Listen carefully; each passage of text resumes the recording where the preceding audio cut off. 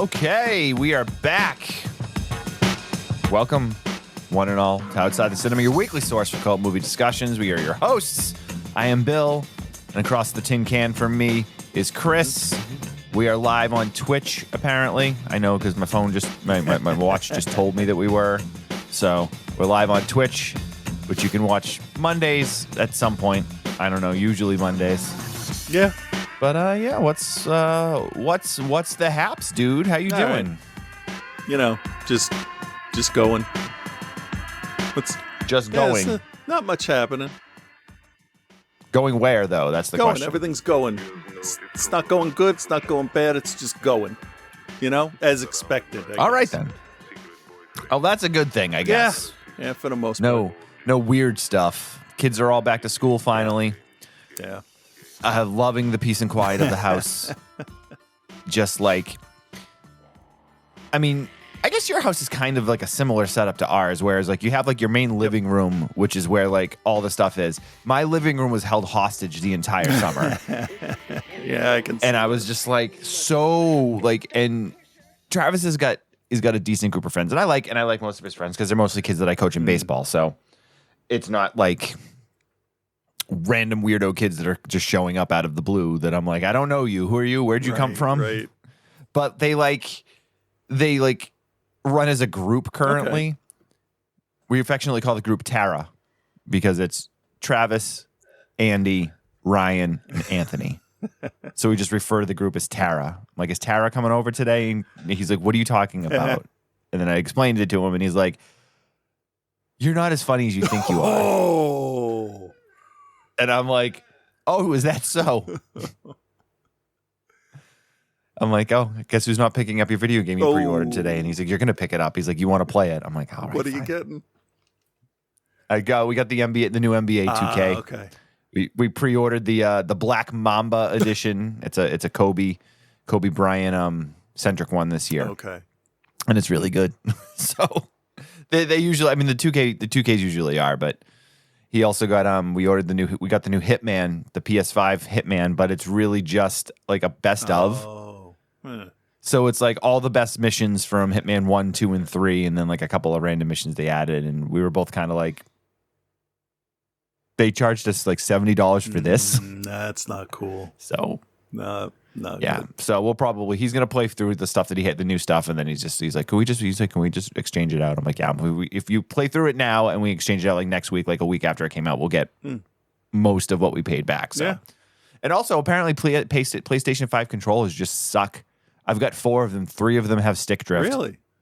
Huh? Yeah. All like one of them is like maybe like 6 months old, and of course I didn't buy the warranty because why would I buy the warranty? I'm not saying that. I'm not saying that so. You can order one off of Amazon and like just return the broken one. I'm not saying that's a thing you should do. It's definitely not smiled upon. No, it's absolutely not. I'm not saying that it's not entirely impossible either, because you just walk into Kohl's. No, you're not wrong. Go here, and they're like, "Thanks, bud. See ya. Here's a coupon for 40% off." Not that I go to drop stuff off a lot there or anything. It's fair. It's fair. So on the show this week, we are doing we've been kind of doing trash a lot recently, and I think it's just because there's so much fucking ridiculous stuff on Tubi that I just keep coming across. Yeah. So I did, so Patreon followers, I did update our list, and I know I shared it with you, Chris, of Patreon picks, and I just got to track some of them down. You guys are real good with finding stuff that's not on like any of like the normal streaming services.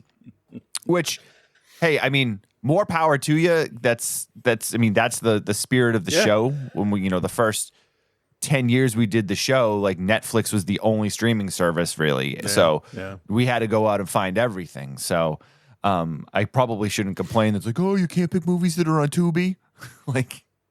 So I did want to mention though, Ted suggested that we do a coverage of Mr. No Legs. I'm almost positive we've done absolutely that, though, right? have. I hated it. Okay. So, Ted, we can re-review it for you. We will. But I will try to find the episode number that it was in. It's a while back now for sure. But if you want to make another suggestion, please feel free. And then Carl had suggested Hot City, which is also known as Original Gangsters, which we've also covered. Oh, is that the was it Raimi or the Coens? Or both? Is that the one I'm thinking of? No, I don't think so. Oh, Crime Wave. That's what I'm Original thinking Gangsters.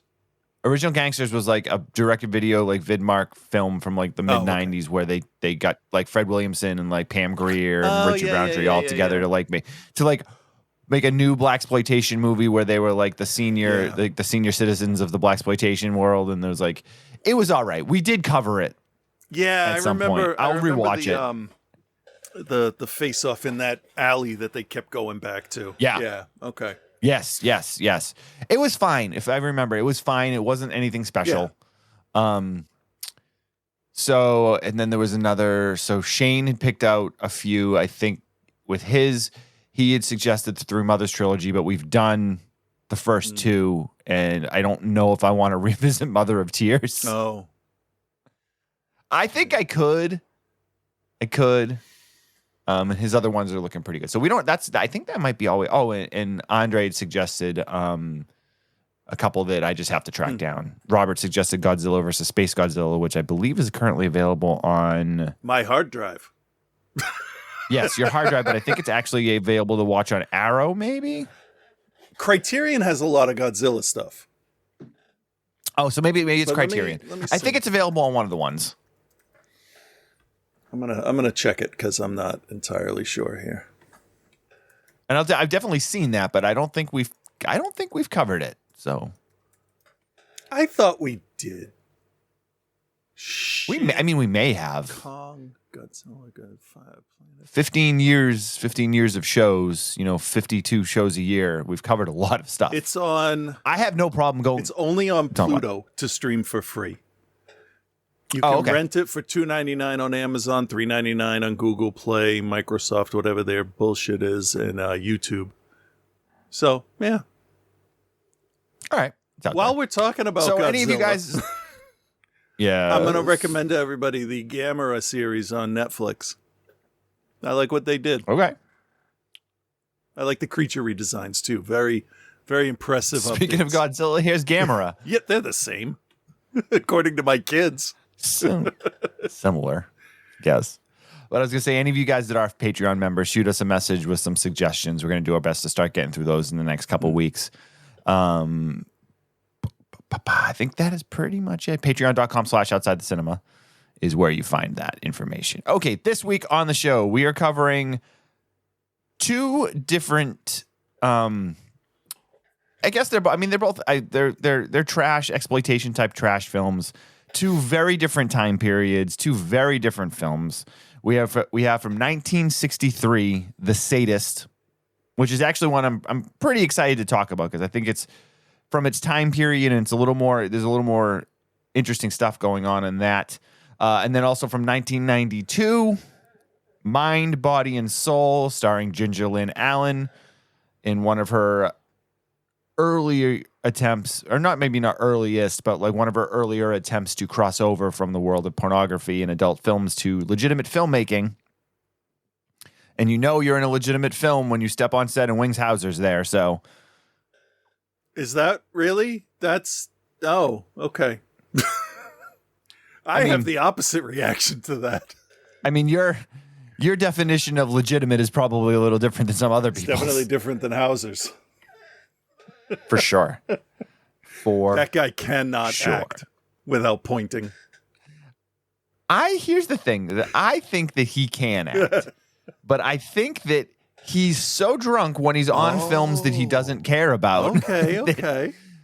Because I always go back to the Get Even Champagne and Bullets flick that he was in, where he is obviously hammered the entire time. Like, not even like he's just like there's the shimmy shimmy slide scene where he's sitting at the bar and he's just throwing back whiskeys and beers and just being like, "Yeah, man, why don't you sing?" Yeah, that was him all day. Why did you get even?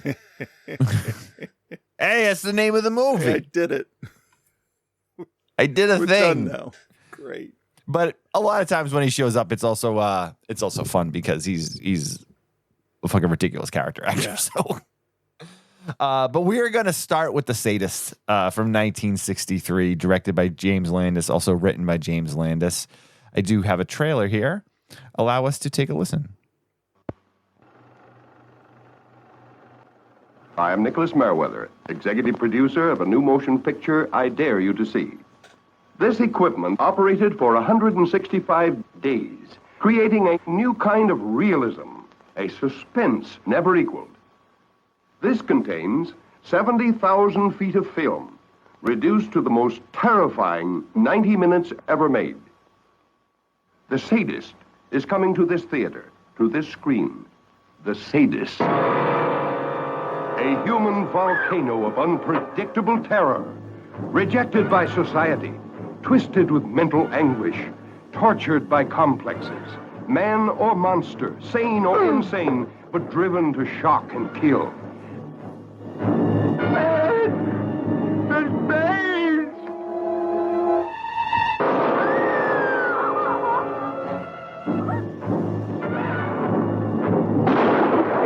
Of life, strange and terrifying, unfolds on the screen with such startling realism. Come on, maybe the gun's empty. Come on, mister, I'm giving you a chance. Such powerful suspense, you will forget it is on film and see him cold, stark.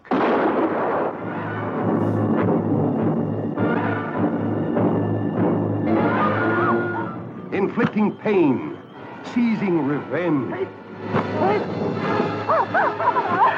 Eat the dirt. Taste it.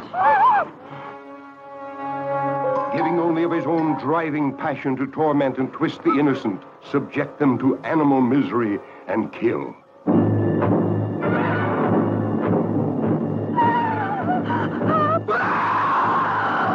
Torn from the front pages, flash to the screen, with all the shock of a gun blast, comes the most suspenseful, terror-stricken motion picture in years.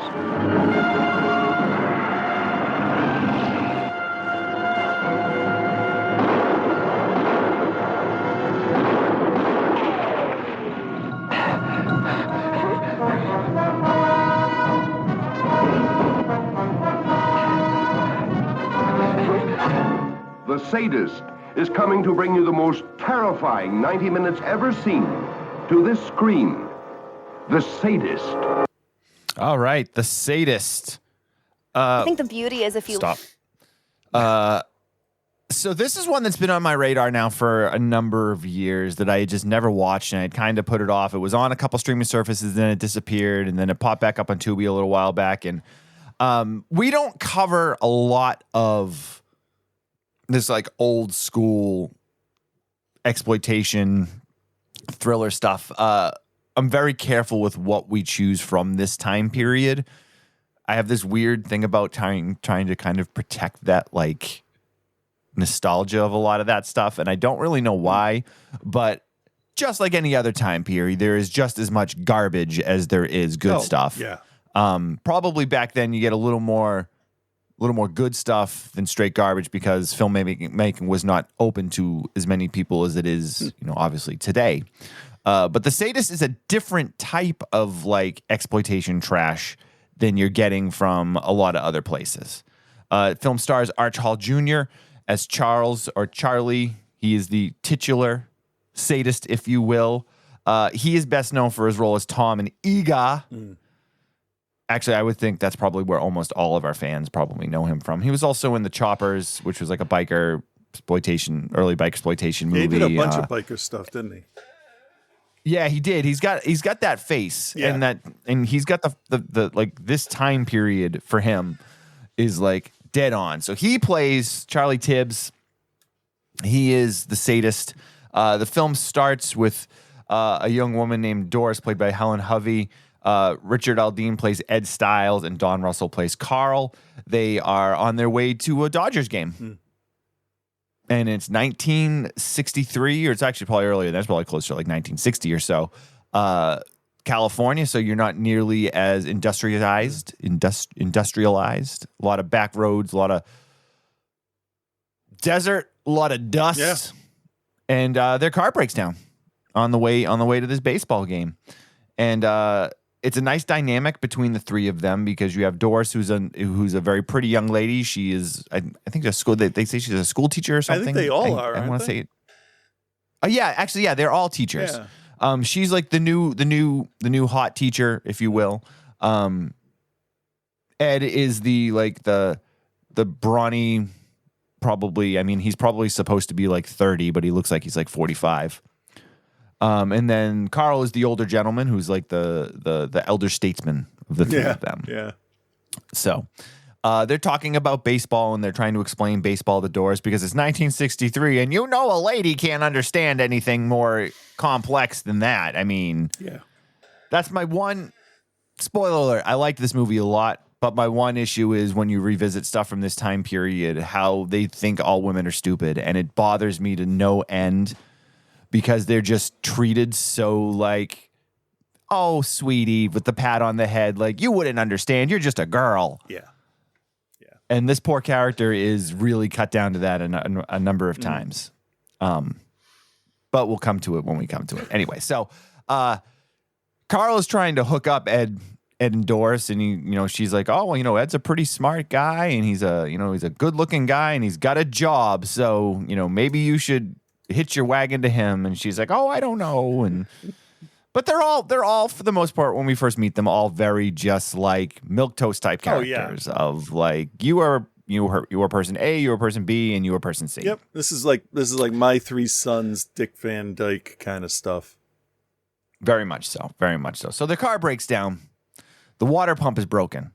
They have somehow managed to get to, I guess it's supposed to be some sort of service station, but it's one of those old school service stations that's like just off the main highway, but it's kind of in the middle of nowhere, and like it's run by like a guy and his family, and like their house is there, and like they've got like a whole bunch of like burned out cars and like it's like a junkyard, but like not really a junkyard. Yeah, it's like a but mix. Yeah, but it's 63, so that makes sense. It's like a Sanford and Son kind of place. Even more offbeat than that, because that's like inner city. This is like in the desert in California. That's true. Yeah. So they get there and they're like, well, we got to replace the water pump, and how long is that going to take? He's like, oh, well, if we can get one, we should be able to change it pretty quick. The question is if they're going to have the right part. So they go trying to find the people that live there and the people that work there, and they can't find anybody. Of course. So they're looking around. They're like, oh, that's weird. Nobody's here. He's like, and I love how they're like, how are you supposed to stay in business if you're not here to help your customers? Yeah, that's a prevalent attitude in people from that era that has carried through. The exact thing I want to happen is not happening right now. Why is it not happening? Mm-hmm. I'm not saying that I'm related to people that do that or whatever, but I see it in a lot of people through customer service. It was always been the people from the generation before mine. See, I'm not going to mention anything here, but they expect everything to just run the way it should run. And what happens in this movie is like their world is just shaken a little bit. I know it's a lot. Yeah.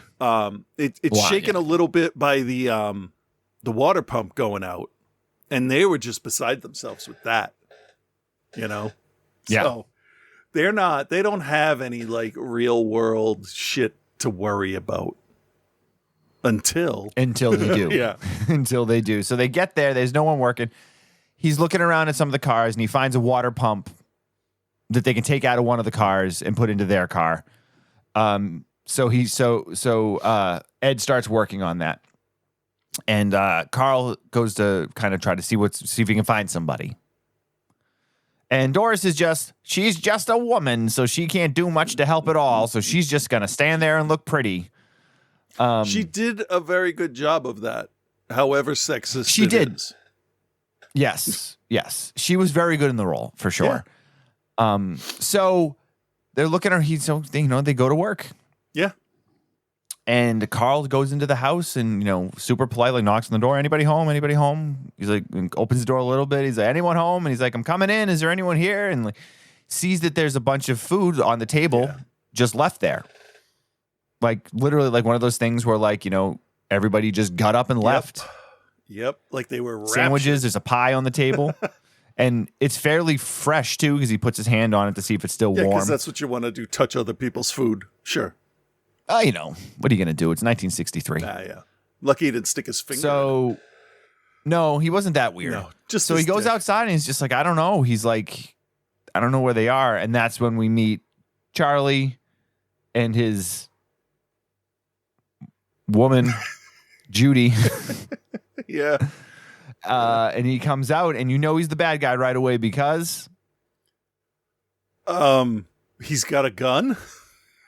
Well, I was gonna say wearing a jean jacket. Oh, yeah. Wearing a Levi's jacket and Levi's pants. I know, huh? So much product placement in this movie.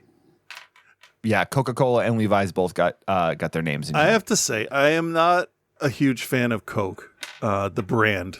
Because I know in some areas of the country, Coke means soda, but not here. But I will say, when you are wearing a seersucker suit and a shirt and tie, these guys, too, they were both dressed like NASA engineers in the summer with their short sleeve shirts and button down and the skinny tie. Like they are, like this was the fashion of the time, right? Shit, I was thinking about their clothes too much. What was I saying before that? I don't know where you were going with that because it's kind of, you were like NASA engineers in the summer. Right, that's what they're dressed like. And I forget what I was saying. Fuck. I don't know. You didn't get far enough into it to let me know where you were going with it. So I didn't. Oh, yes, I got it. So there is nothing more refreshing looking to me than pulling a Coke out of one of those metal coolers, popping it open on the thing with the bottle opener on the side of it. It looks so good every time I see somebody refreshing. drink it. But like, I don't know why.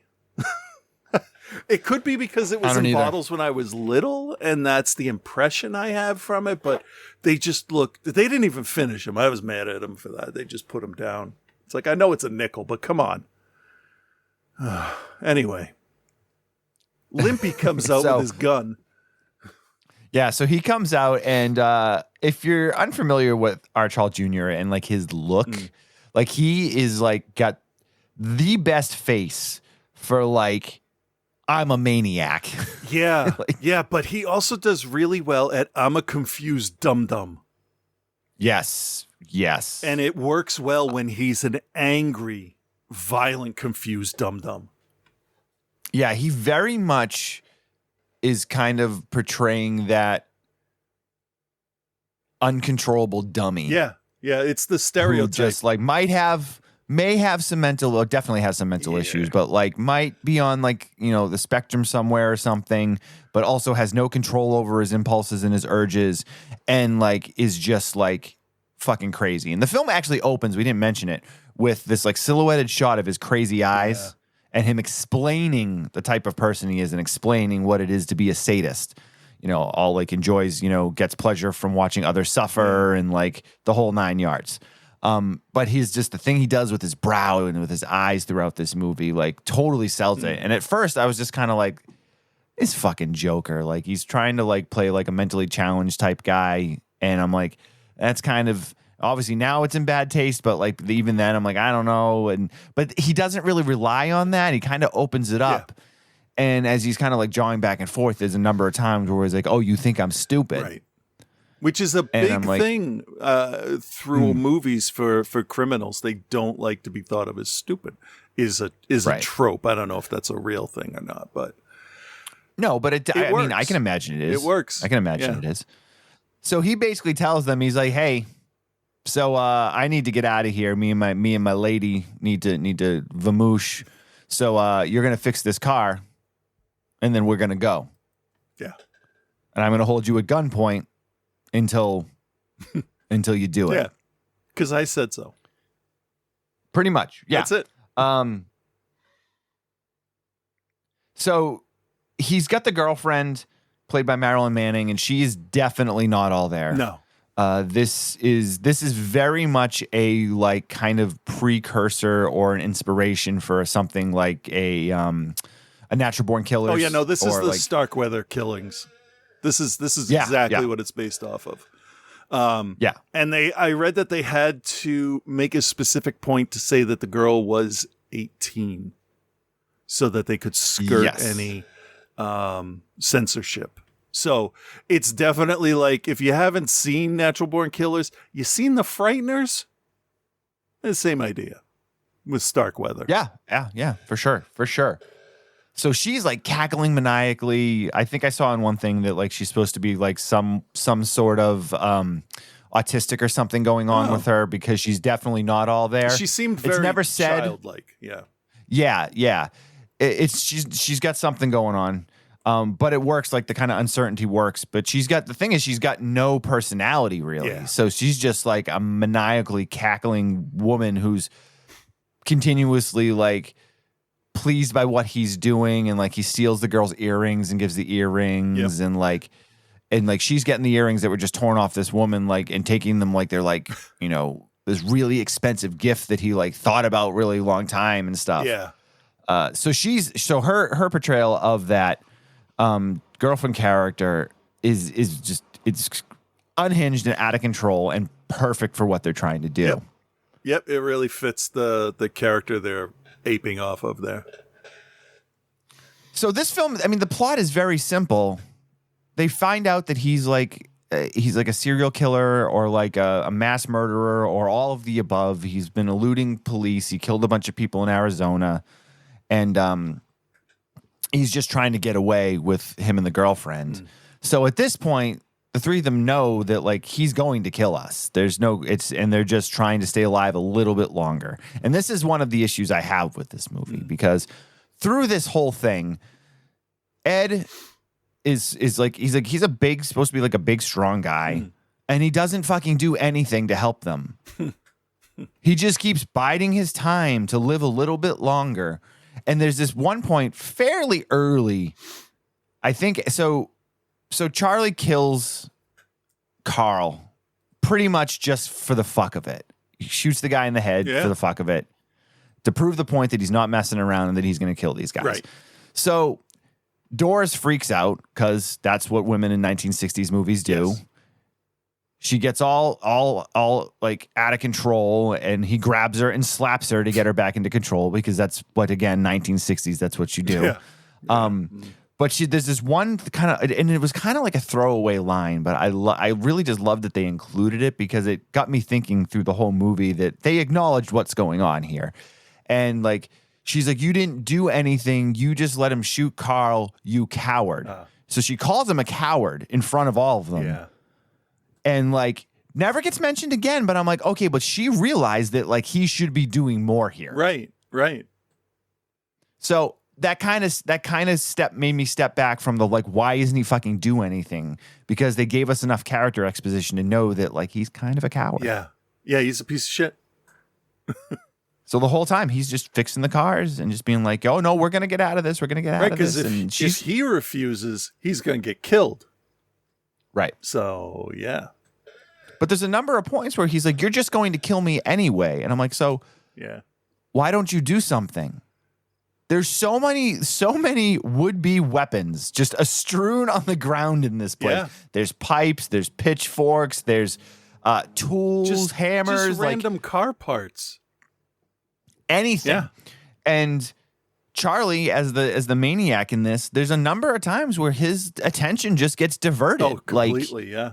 And it's done, and I am a firm believer that everything in this film is done with purpose. Like, there's nothing in this film that is done accidentally. And I'm like, I counted 7 or 8 times where I was like, all right, if I was in this position and I knew that I was going to be killed, I'm like, this is where, now this is where I would take help, try to take control or do something. Yeah. And he just never does until like the very end of the movie. And, Charlie's like, he's eating the pie and he's drinking the Cokes. And then Judy's sitting on his lap. And then he gets enamored with Judy when she's dancing near the car. And I'm like, fucking do something. Anything. I'll cut Doris some slack because she's supposed to be the scared little lady who can't help herself. Yeah, she's just written that way. So that's unfortunate. But he's not. He's like, I guess he is written that way. And maybe, again, I said it's probably done purposely. Yeah, because the other guy says he's a solid guy. And you should get to know him. And then you get to see him in his real life setting. And he's not a person you want to have your depending to save your life. He's not a dependable person. Right. So she kind of dodged a bullet when no one else did. Yeah. Unfortunately, he didn't. No. No. So Charlie just keeps threatening him the whole time, and like it's a very simple story, but where this film excels in comparison to something else is the detail that they put into, especially the cinematography. I think the cinematography in this is brilliant for what they're doing. Lots of like shots where like they linger on his eyes, making sure to get the beads of sweat coming down his brow, or just like, staying on like, the dusty ground when like the foot, like somebody walks through and there's like dust turned up, and like it's really brilliant in the way that it's shot. Even like you said, just the like scenes of like when they're drinking the Coca-Colas, they manage to linger on the shot of them drinking the Coca-Colas. Yep. Just to help illustrate the the psychotic level that these guys are at. You know how I knew this guy was a maniac? Like, not the description in the beginning. Not if I came in halfway through this movie, the way he drinks out of a bottle of soda would let me know that he's a maniac. Yeah. He sticks the whole thing in his mouth and then like tilts it back.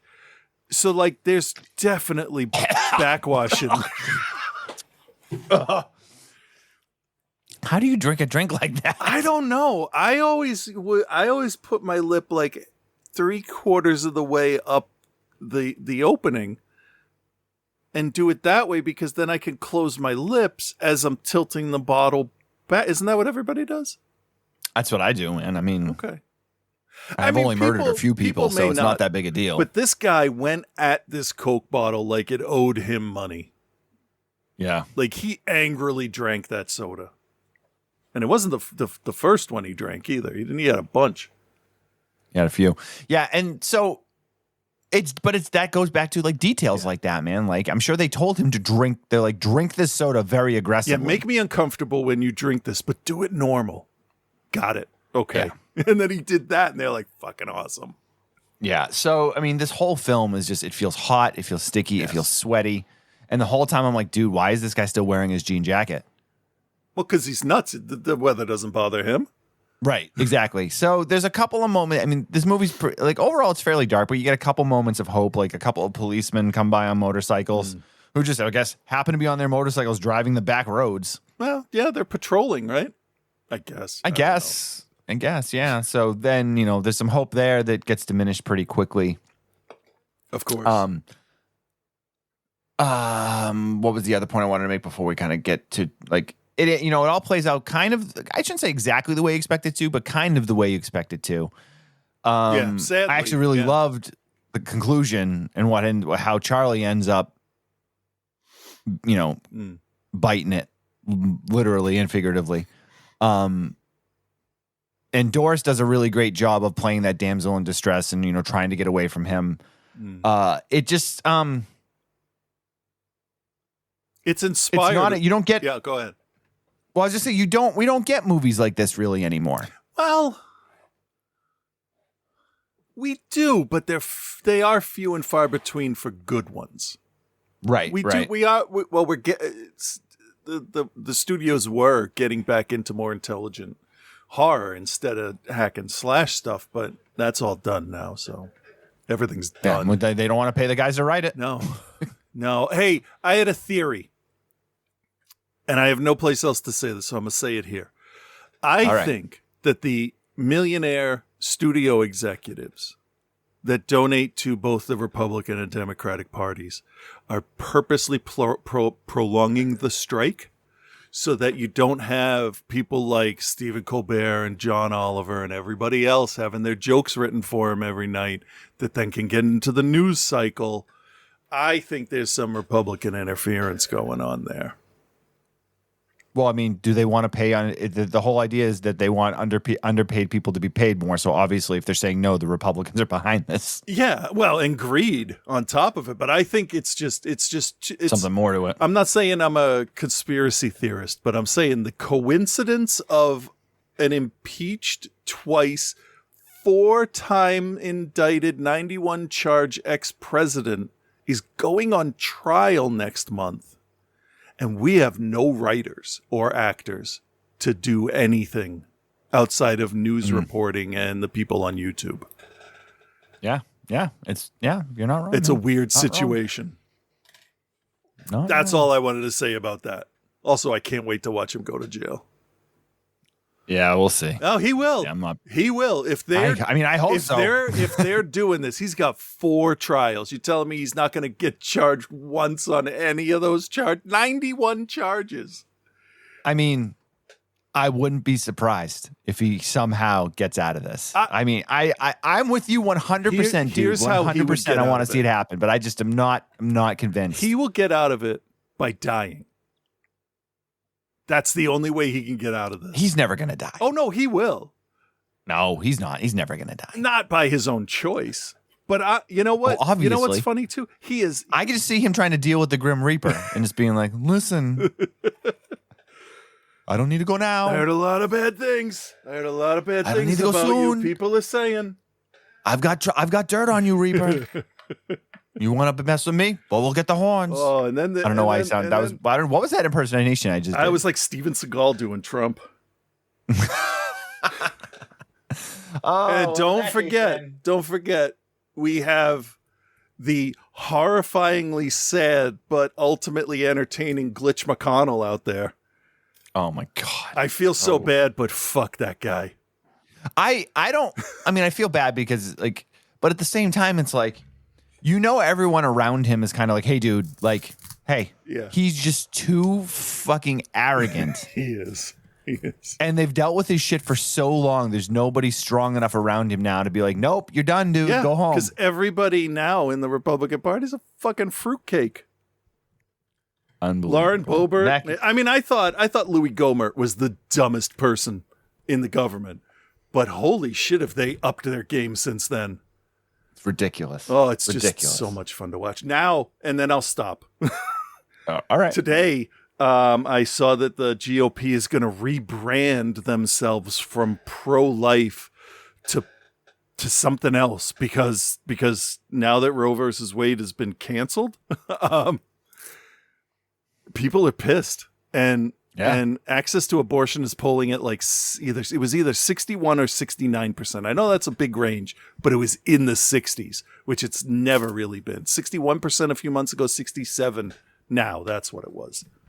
So they're pivoting off of that. They're no longer going to be that party of pro-life, which is weird. Are they going to be the party of pro Jesus at least? I don't know, but it's weird considering that was your whole identity, and now you're not going to do any of it For so long, yeah. Yeah, because they know they're going to lose. They should just lose and then regroup after. Just fuck it, we lost. Let's try and do. I thought that this would have been the regroup. You would think. I don't know. You would think, but they have the fucking abominable snowman over there yelling stuff about space lasers. So who the fuck knows?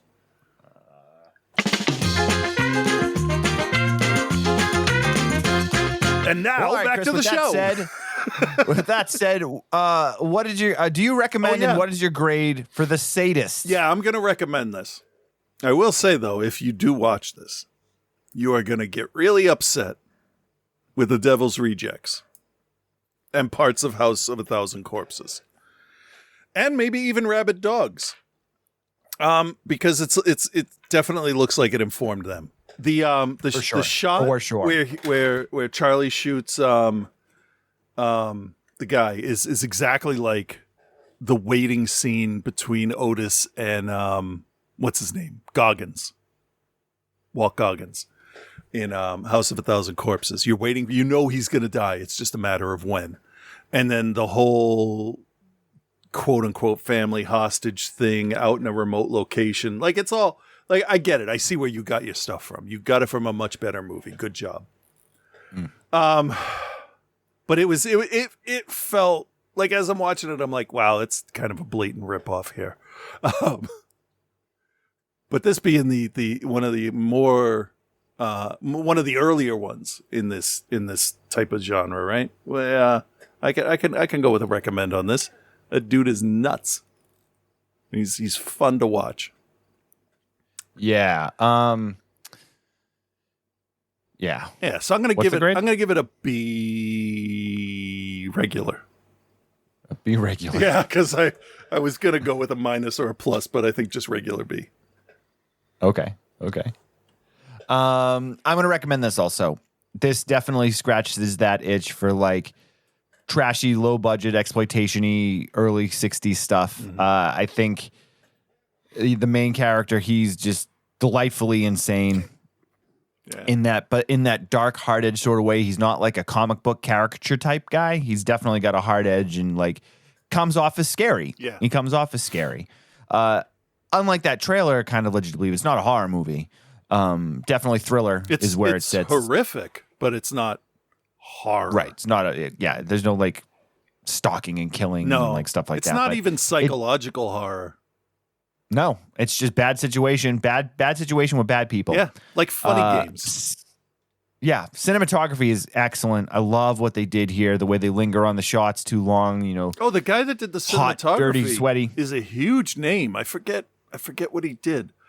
But he went on to do a shitload of really good movies. I want to say he was the cinematographer on Close Encounters of the Third Kind. Okay, I buy that. I mean, because it's excellent. Yeah. Very, very well done. Yeah. Very well done. I forgot his name, sorry. It's okay, and I don't have it in front of me anymore, so it's all right.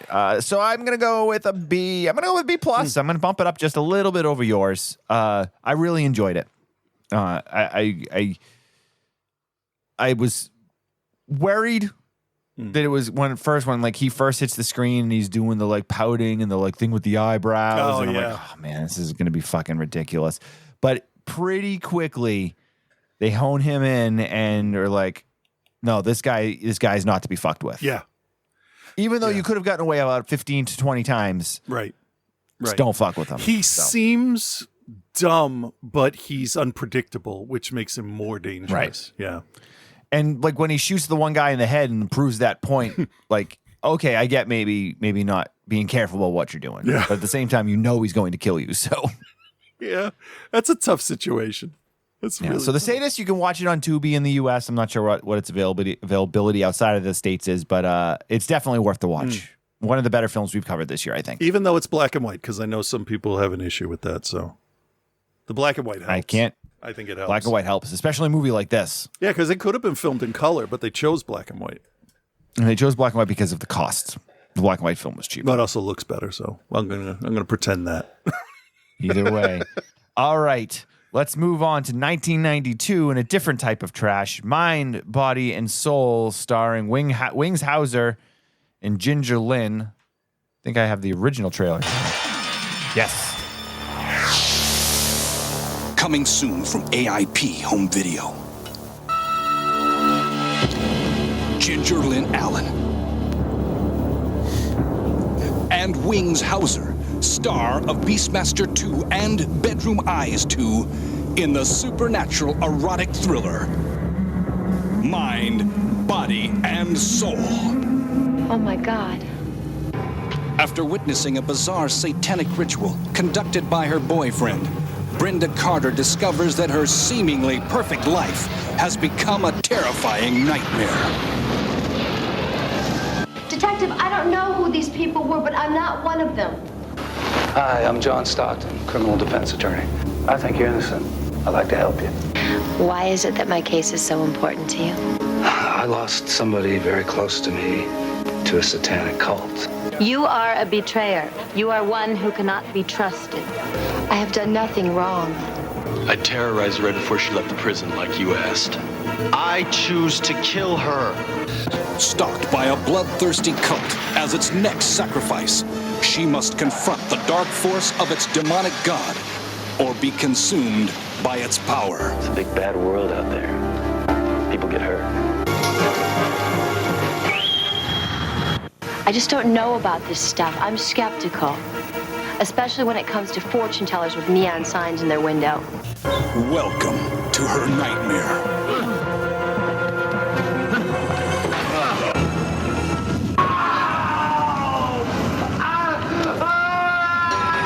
Ginger Lynn Allen and Wings Hauser star in Mind, Body, and Soul.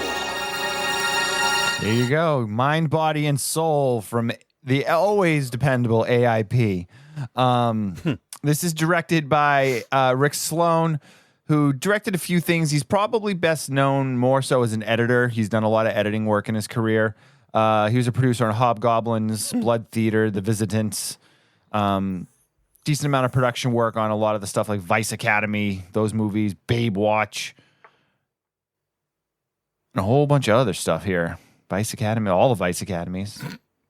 Actually, he's not known as an editor. Why was I saying that? It was the other guy, the guy from the last film, the director, who became very well known as an editor. Okay. So sorry, I was mixing that up. But Rick Sloan is a jack of all trades when it comes to low budget and cheap, independently made flicks, and this is no different. Mind, Body, and Soul, starring Ginger Lynn Allen, Wings Hauser, John Henry Richardson, Tamara Clutterbuck, and Michael McMillan. Laid it out in that trailer pretty good. Yeah. Brenda, which is Ginger Lynn's character, she's dating a gentleman that goes by the name of Carl. We open with them standing on like the LA overlook over the city, and he's like, yeah, I brought you up here because it's a special day. It's our 3-month anniversary. I'd really like to introduce you to right away, this guy was kind of weird because she was like, oh, that's really nice. Thank you so much. It's pretty good. I'm having a good time. And he's like, just a good time? Yeah. And she's like, yeah, you know what I mean. I'm enjoying myself. So he's like, all right, come meet my Satanist friends. Yeah. Essentially. And he says to her, he's like, listen, I really love you, Brenda, and I want you to meet my friends. And she's like, okay, any friend of yours is a friend of mine. And he's like, good, come with me to meet my friends. And then he brings her to a house in Reseda, which, knowing Ginger Lynn Allen's previous career, I'm sure she's been in it many times. Probably smelled like poop, too. That was kind of cold. Poop and sweat. I guess we got to talk about Ginger Lynn for a second here. Like, obviously, 1992, she's attempting to make a go of it in legitimate filmmaking. But she, was a very, very, not large in size, but very popular adult film actress from like the early 80s, like 82, 83 until probably the mid to late 80s. She was in a bunch of adult films and then wanted to make a legitimate go of it in acting. That happened a number of times for people at this time period. Tracy Lords is probably the most famous because she was an underage actress in the adult industry, and her whole story is another thing. But one thing that you saw from this time period was these adult film actresses trying to go mainstream, and then they just decide that they're not going to take their clothes off anymore, which is kind of weird because you're like, yeah, well, a 1980s guy is like, no, you're a porno actress. Take your clothes off and have sex on film in legitimate film. Yeah. But then, like, you also look at it of like, well, good for you for trying to make a change. Yeah. But then also, like, I know Tracy Lords' early career with with the exception of one or two films, I mean, it's just really bad. And like they kept trying to put her into these like super sexualized roles, and she didn't want to do that. Yeah. Yeah. Ginger Lynn, on the other hand, I think had a little bit more of an understanding of who she was and what she was doing, and didn't mind taking her clothes off even in her legitimate films. So she definitely attempted to make a go of it. And ever since then, she's done a number of films. She actually really does a lot of like low budget independent horror and schlock films. Like she's been in a bunch of Rob Zombie stuff, obviously. Yeah. She was in that 80s action throwback Streets of Vengeance, which is something that I think we should cover. It's coming. I think it's almost 10 years old now. Okay. But she does stuff like Slasherette Party and like, House of Many Sorrows, and she did a voice in New York Ninja. Yeah. Yeah. So she's made a good living. She was at, I think, maybe the last Rock and Shock too, and she was very nice, very friendly, like, and she knows her place. Like she's not trying to. Sounds really bad. I think you mean in the industry. She knows where she falls. Yes. She knows. This XOR knows her place. She knows her place. No, but she knows her fan base. Yes. She knows her history. She knows, okay, this is what I'm going to do, and I'm going to do it well. And she's really good she was really good in her small role in The Devil's Rejects, and just like, really works. Yeah. Now, though, let's rewind back to 1992, and she wasn't ready to take on legitimate filmmaking yet. No. Because she's bad in this. Yes. She's real bad. Yes. Stunted lines. Seems like she's forgetting her lines half the time when she's telling them. I read about her involvement in this, and she was a nightmare to work with, apparently. Oh, to tell more. Hours late to the set, just being a nudge. That's a scientific word. She was a really bad druggie, wasn't she? Yeah, back then, think like so. she was like a real bad like cokehead. I want to say about porn actresses going into regular movies. I'm all for it. Like, you're acting in one way, so why can't you act in a different way, right? It's like comedians can do drama, right? Right. There, you know Sasha Grey, obviously. Yep. She did a movie, or she was in a movie called Would You Rather, and she's fully clothed the entire time. She's a fucking asshole in it, and she played her part just fine. But I don't like seeing her in a lot of stuff because she doesn't look nice as a person. She doesn't act like all the roles she gets. She's like Sasha Grey definitely has like the best resting bitch face on the planet. Absolutely. And that's why she worked so well. I actually, Would You Rather is one that I recommend. It's a nice little tense. It's a pretty good movie. She was in the Girlfriend Experience, the original Girlfriend Experience movie. Was it Soderbergh that did that? I think so. And she did a really good job in that because she was playing the type of character I think that sits well with her personally. Okay. Was there nudity in that one? Not nearly as much as you would expect for a film about a prostitute, high price escorts. Okay, I don't want to say prostitute. Right. High price escorts. Because there is a difference, I think, in that. I can't speak that I know a lot about that world, but there are hookers, there are prostitutes, there are escorts. I don't think they're all the same thing.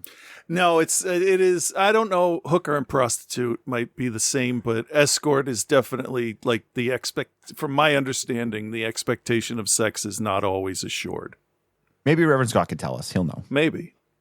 Because there are definitely people you can rent. I don't know a better word. Buy their time and they will go places with you. And that's it. That is the Girlfriend Experience. So that's what that movie is. Yeah. So totally off point there. But Ginger Lynn, like at this point in her career, knowing what you said, the information that's out there about how hard she was to work with. I know that she had a very bad drug problem back in the day. I'm assuming that, and again, maybe if I'm wrong, I apologize, that this was probably around that time where she was really struggling with a lot of that stuff. Because she just doesn't come across as a damsel in distress in this either. Like she's got this air of attitude about her that just doesn't work. But so she is brought to this satanic cult. She is appalled by the fact that they have all these people in there and they're going to sacrifice this woman. The police raid the place because they've been watching them for a long time. So they raid the house where they're doing these sacrifices. They only send 2 cops though, so that's fine. And everyone gets away except for her because she doesn't try to get away.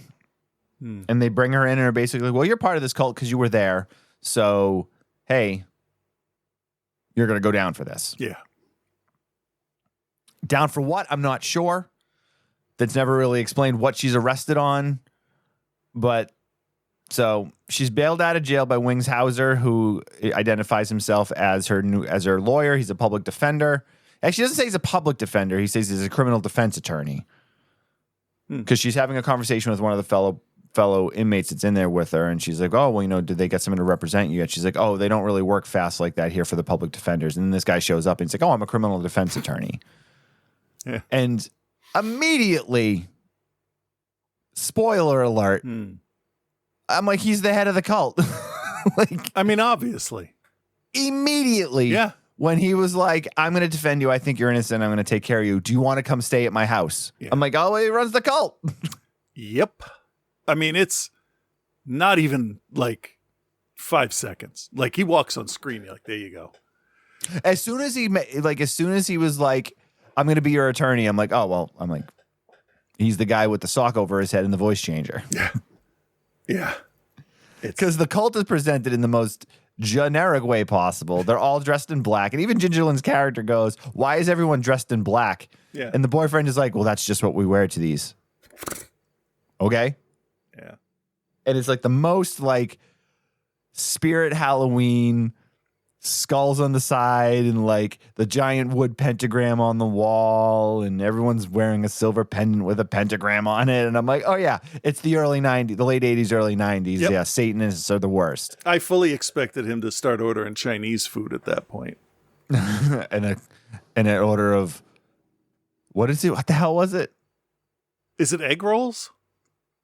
and an egg roll. Oh no, and a fortune cookie. Oh yeah. He's like, I'll order. We're talking about Mardi Gras Massacre for those of you who don't know the history. And he's like, Yasu Ding. That's what it was. Yasu Ding. Yeah, which isn't a thing. And he's like, I'll take an egg roll, an order of Yasu Ding, and a fortune cookie. We haven't watched that in a while. We should revisit that, man. Isn't that one that people wanted us to do? Did we ever do a commentary for that? No, I don't think so. I think that's one that people wanted us to do a commentary of. So we Okay. should probably do that at some point. I don't know when, but we'll do it at some point. Anyway, all right. So the Satanists, they all run wild. Wings Hauser takes her back to his house and basically tells her, you need to write a term paper on what this cult did and their ins and outs, and you should sit at this computer and write it on Word 1.0. Yeah. And then let me read it. Okay. Yeah. So this film does that thing where, like, as she's getting out of jail, she's raped by one of the guards because, of course, 1992. That's what we do. And immediately, he's a Satanist because he was wearing one of the pendants. And her friend from jail is like, what should we do? And she's like, well, I need you to keep an eye on him. I mean, I'm leaving jail and I'm never going to see you again, but keep an eye on him for me. Yeah. There was quite a few things with this movie that were weird. Like, first, are you trying to send anybody a message? Because this is like the fourth movie where we've had people with amnesia or needing to be protected, or like, is everything okay? You trying to tell everybody anything? Yeah, no, everything's fine, man. Everything's fine. If you see smoke signals, because there's a lot of amnesia girls in this movie. In these movies, or not necessarily amnesia. This one wasn't supposed to be an amnesia girl, though. She just couldn't remember her lines. That's fair.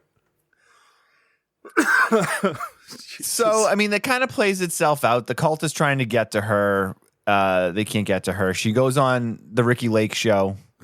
I don't remember exactly what the girl's name, but wasn't it?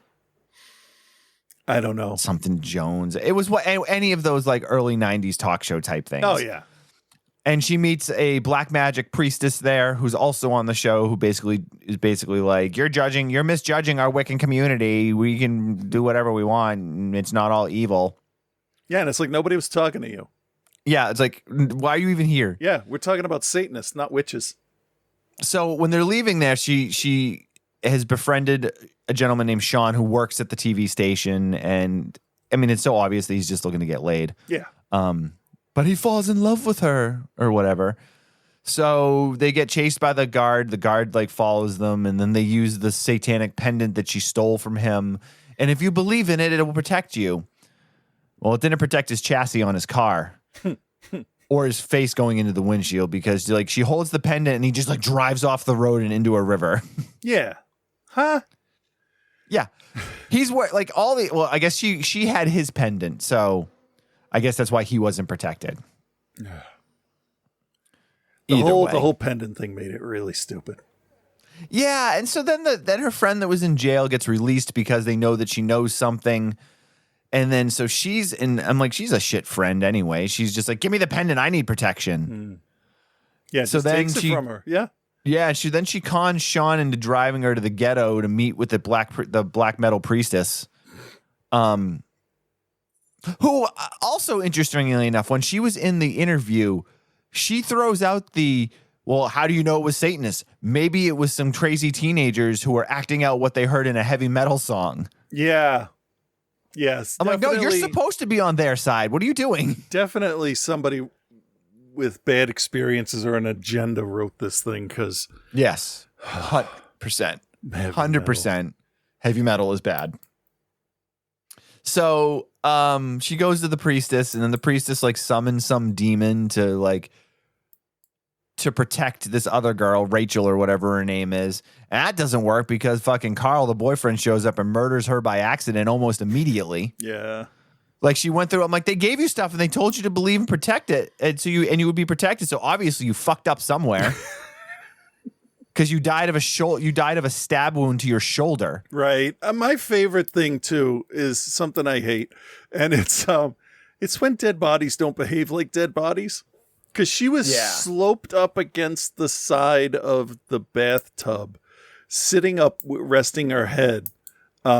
She's dead, and it's a slippery, area. She would have slid all the way down to the ground. Yes. Why can't they do that? She also would not have been breathing anymore. Yeah. So yeah, it's tough to hold your breath. So as everything kind of finishes itself out, it plays this plays it out exactly like you're going to expect. Somebody comes to kill somebody gets murdered, and then there's the twist, and Wings Hauser is behind all of it. Yeah, that's not pretty a twist. simple stuff here. That's not a pretty twist simple stuff here. So why don't we, Chris? What is your recommend? And give it a grade. I'm not going to recommend this because it kind of feels like this movie was made on a dare. And I bet you can't make a movie with somebody takes their top off. Oh yeah, watch. And then they watch me. And then it's not any good because the plot is just all over the place. And it's just the dumbest shit. Satanists really in the 90s? Are you fucking kidding me? Come on. That's what I think I'm going to name my new band, Satanists in the 90s. Yeah. There we go. All right. So yeah, now I'm going to give this a D, just a D. I don't like it and I don't recommend it. It's just bad. She's cute, but that's it. Yeah, and the thing too is it's like if you're coming to this to just like see her naked, like dude, she made up a bunch of adult movies. Fucking Google her now. That's one of the things because it goes back to what we were talking about earlier with like the adult film actresses crossing over and then no wanting to take their clothes off. It's like we don't need them to. Right. Let them do what they want. Who cares? I like part of me wants to recommend it, but I just don't think I can. In terms of like the low budget direct to video stuff, like it's super middle of the road. Yeah. It doesn't really do anything like really like appallingly wrong. And it doesn't do anything really right. So, I mean, I'm going to give it a C-. I liked it more than you did. I can tell that for sure. Oh yeah. And I'm going to give Ginger Lynn an A for effort. Actually, probably not. You said she showed up late. Oh yeah, let me find that. Let me find that part there so I can be 100% sure of that. But I don't think it's not deserving of anything higher than like a C-, and it's like barely skirting a C-. This is definitely one that like if you throw it on at some point, it's fine. I mean, if you like Wings Hauser and you like the stuff from that time period, it's going to be totally fine. It's not something that's going to be memorable though for anybody. I don't think because it doesn't have it like even the worst films in the world. Some of them have that one part that you're just like, oh yeah, okay. This doesn't have anything like that. After Ginger Lynn Allen bashed director Rick Sloan in an interview, Sloan responded by pointing out that Allen was very difficult to work with. Now, also, this is after she shit on him. So, she demanded a large salary up front, then showed up 3 hours late every day, never knew her lines, and took 8 takes to get through every scene. Now, I'm sure some of that is exaggerated through emotion, but the 3 hours late every day seems very specific. Yeah. And believable. Yeah. From her history. Yeah. I mean, fuck, Wesley Snipes wouldn't open his eyes in one scene in Blade 3. So I don't put it past anybody to act like a fucking child on a movie set. Yeah, which I just don't understand, but whatever. So there you have it. Mind, body, and soul. Mind, body, and mid. Mid, body, and soul. Mid, body, and soul. You got it. Speaking of mid, body, and soul, our good friend Joseph is back this week, and he is, I think, starting a new series. I don't remember what I told him to cover, so. Something good this time, I think. Hello, Bill. Hello, Chris. And hello, OTC Nation. It's your boy Joe here, and this week Bill took me to a house. Yes, House. He made me watch House. Yes, I hate to sound like Hank Hill here, but boy, I'll tell you what. While House is definitely a video store staple and a movie that I'm sure the overwhelming majority of genre fans have either seen or know about, I had either ignored or forgotten about this film's pedigree. It's produced by Sean Cunningham, the story by Fred Decker, written by Ethan Wiley, who not only wrote like a dozen pretty decent genre films, but also did the special effects and puppet work for Return of the Goddamn Jedi and Gremlins. Yeah. Music by Harry Manfredini, one of the hardest working music dudes out there, and directed by Steve Miner. Like, holy shit, this movie had so much going for it. Why wasn't it better? In 1985, this movie was made for $3 million in total. Today, to get the dudes I just mentioned to even fart on your script would probably cost double that. Like, I don't really remember a lot about House other than just like the basic plot and the fact that it had a pretty great cast. Sorry. Also, that House had easily a top 10 all-time, grab your attention, you know you want to rent me, nerd, VHS box cover art. Like the rotted, dismembered hand ringing the doorbell is as iconic as Santa's arm with the axe going down the chimney on the box cover for Silent Night, Deadly Night, or the wolf snout like pushing its way out of a dude's mouth while a horrified girl looks on in the art for The Company of Wolves. Oh, what about DEFCON 4? And the sneaker art with the knife through it and the letter home from camp for the artwork for Sleepaway Camp. I don't make a lot of wishes because I don't think the world works that way. And I don't tend to live in regret of anything. But if I could like time machine myself back to the mid or late 80s or like do one thing over, like I wouldn't encourage the fat nerdy kid living in my room that things get better or like buy a lottery ticket after Googling past winning numbers. No, I would break into Alger Heights Video and pull off history's greatest movie poster heist. They had all that shit. That's actually a fucking lie. I would do all three of those things. Right. House. As the kids say, let's fucking go. We pan up to establish a big old fuck-off 3-story Victorian in Southern California on like a quarter acre that's like beautifully maintained where, apart from an old lady hanging herself, you know, that'll happen, the real mystery here is how the fuck do these houses always look so clean? Like, I'm guessing this house is about 3,000 square feet, maybe even a little bit more, and some 80-year-old bag lived here? This house should have more dust on it than the copy of season 2 of Big Bang Theory that for some reason is on my DVD shelf. That's actually no bullshit. I have no idea how it got there. I didn't buy it. It's just there. Seriously. So, Roger Cobb, played by Brillo-haired, inept superhero William Catt, is like a Stephen King-esque author trying to write his next bestseller, but he's obsessed with writing about his experiences in Vietnam. Tell me another one, Jesus Christ. His publisher, the smartest person in the movie, tries to talk him out of doing that because nobody wants to read that shit. They just want a good horror story. Kind of like I did watching this movie. Apparently, the old lady who hung herself and traumatized a poor grocery delivery boy in the beginning of the film was Roger's aunt who raised him. And instead of either selling this presumably multi-million-dollar piece of real estate or renting it out for horror movie and porn film shoots, he decides he's going to move in and write his stupid Vietnam book. Over the course of the next 30 minutes of the movie, he slowly starts to see things and experience things and have flashbacks and whatnot. But he always goes back to his 1985, I think it's actually a Tandy computer. I know, right? This dude's writing his book on a piece of hardware that might have 2 megabytes of RAM. And thrice he goes back to his computer in this, and all he has is just like a title. It's just like One Man's Journey, My Experience in Vietnam by Roger, don't even remember his fucking last name.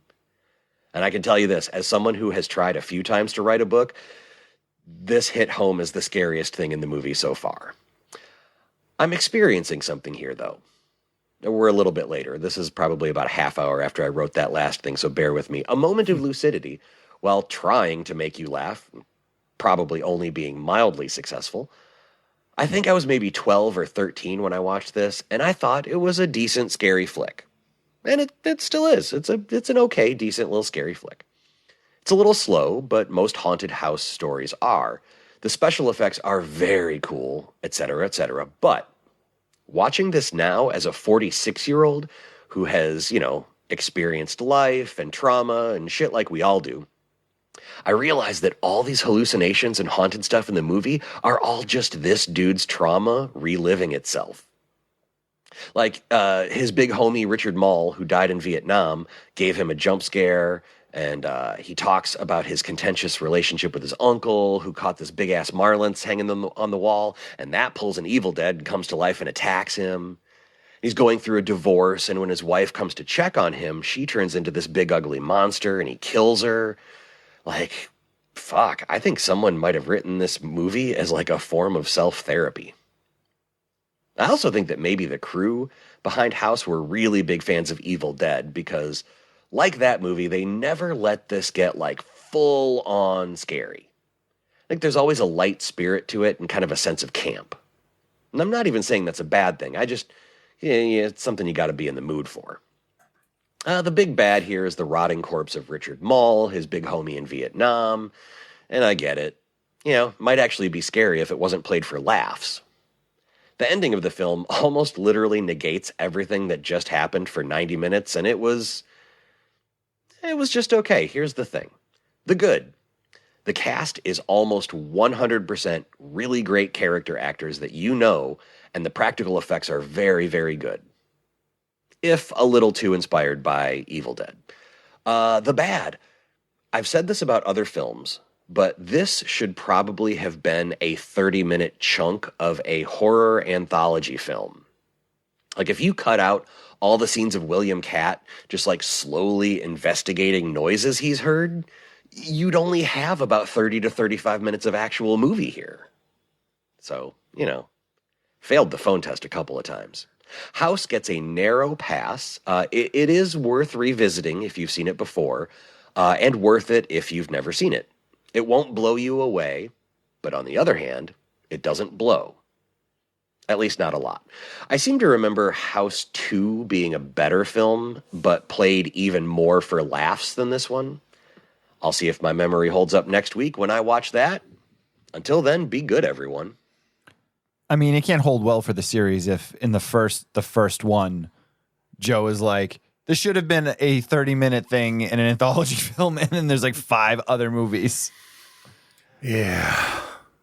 I don't remember any of the other House movies other than the first one. So. I remember 2 because I was working at the theater when that came out, and it was so stupid, but I watched it so many times. Sweet. I liked it. It was the Crystal Skull one. Okay. Maybe I did see it. That there was a little familiar. dog-faced caterpillar. Every room was a different dimension or area. It just sounds like Labyrinth.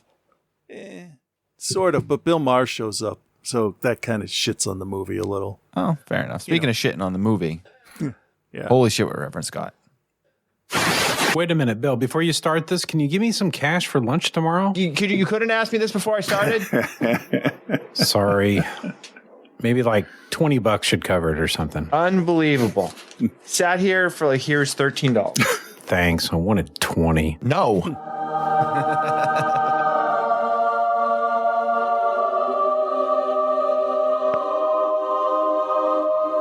What? Yeah. Holy shit. Yeah. With Reverend Scott.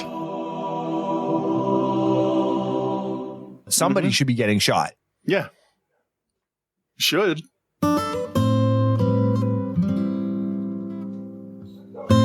Hey there, Bill and Chris. This is Reverend Scott. Are you ready for my holy shit? No, thanks. You're not good, dude. No offense. Some taken. And I watched a couple of doozies for movies this week, but I can't get into those just yet because I have my normal obligations to take care of first. Elaborate for the listener. Well, I have to give some grades for your reviews from last week, starting with a film about time travel. Mission Kill Fast, which was filmed in 1982 and not released until 1981. Wait, what? So, Mission Kill Fast is a pretty sweet title. What's it about, Chris? It's this guy that's like our age who got all his buddies together, and they're the ninja team, and they're the other guys, and they're everybody. You know, they all look tired, and they all want to have some toast, but they made a movie. Okay, I'm with you so far. Sounds interesting. Maybe the trailer will help me find out even more. I think honestly, if you liked that trailer, if you could hear that trailer, if you could make sense of that trailer, then this movie's for you. I mean, I could hear the guy that was obviously talking from inside a refrigerator with a sock in his mouth, but maybe there's some good nudity in it to intrigue me. Most of these women we want to keep the bikinis on because not the most attractive women I have seen take their clothes off in a direct-to-video action film from this time period. Even better. Anything else? Everybody's kung fu fighting. Perfect. A-. And the review gets a B+. Boy, it's going to be hard to top that one. Maybe this next flick can. Let's hear a trailer, Bill. Equalizer 2000 from 1987. I do have a trailer here. Let's enjoy it. Nope. Do more with the Samsung Galaxy S23 Ultra. No. Pause. Damn it. Hold on. I'm bored already. Chris, tell me about the details of the plot. Don't spare the most minute detail. I take guns and make one big gun from them. That sounds like a winner to me, but I don't feel like you're reading between the lines here. What about Equalizer 2000's subtext and political commentary? Can you tell me more about that? The film is short. They don't overload you with exposition. They blow up a bunch of shit. They set a bunch of dudes on fire. That's pretty deep. I guess I better give that movie a B+. And the review? That gets a B+ as well. Consistent. And speaking of consistent, the movies I've watched lately very much weren't. Recently I've seen Cobweb, Equalizer 3, and The Meg 2, The Trench. But I don't have time to talk about all three today, and seeing as how you just reviewed Equalizer 2000, I guess this week I'll focus on Equalizer 3. I really have no other choice but to follow your lead. I hope that's fine. Also, I think murder is okay. I don't give a shit about you because you have no morals. Like, you're easily manipulated with a, come on. So Denzel Washington is back, and he's older than ever. I mean, more badass than ever. An older mob boss shows up in a truck with his grandson at his highly defended grape farm in Italy, only to find all of his security has been horribly murdered, save for two men that now have Denzel Washington sitting in the basement in a chair between them with their guns drawn at his head. Denzel informs the boss that he's taken something that isn't his, and then proceeds to mutilate and murder all three men in short order. Then starts to leave, only to have that grandson shoot him in the back with a .22 caliber rifle before the kid runs away. And at first it looks bad for Denzel. Are the filmmakers going to kill him within the first 10 minutes of the movie? I hope they're kidding. Yeah. I'm like, this has got to be a joke, right? Luckily, a cop finds Denzel on the side of the road in his car in the driver's seat, just bleeding and barely alive. The cop takes him to the only doctor in a small town in southern Italy. This kooky old Mario-looking doctor gets to work removing the bullet and trying to keep Denzel from leaving the place when he wakes up. Which isn't hard when Denzel is all like, my back is killing me. I don't want to move. But then I don't move and then my back hurts and I'm like, I got to get up and move. But then I'm moving and I'm like, sit down. So Dr. Mario nurses Denzel back to health. Slowly, Denzel gets back to strength as he explores this small town with his cane in hand, meeting new friends and really starting to enjoy himself. Good food, good people, really helps the medicine go down. It was much easier to get down the throat, if you would. But of course, we can't have that. That's when Denzel starts to notice a local mafia group is extorting the local business owners, beating them up, setting their places on fire, and just being all around dicks to everyone. What are the odds? Am I right? Oh, God. What follows is exactly what I wanted out of an Equalizer movie. People being assholes, underestimating Denzel, and then Denzel murdering them in the most violent, gruesome, bloody ways imaginable. One guy gets fucking decapitated in this. Wow, holy shit.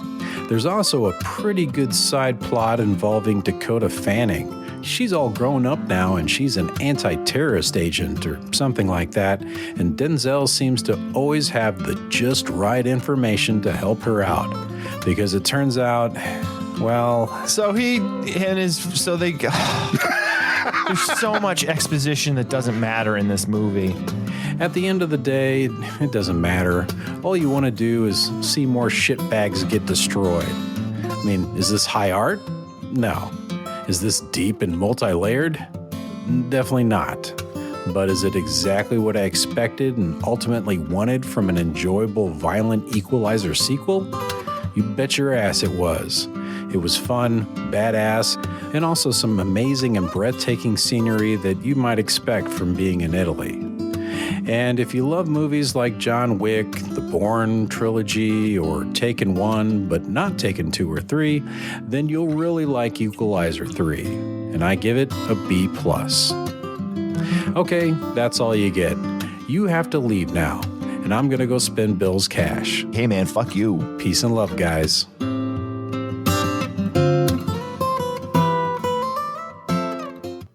Holy shit with Reverend Scott. I feel like I should be loving this, but there's just nothing happening that I can get behind. Yeah. $13. All right, then. Okay.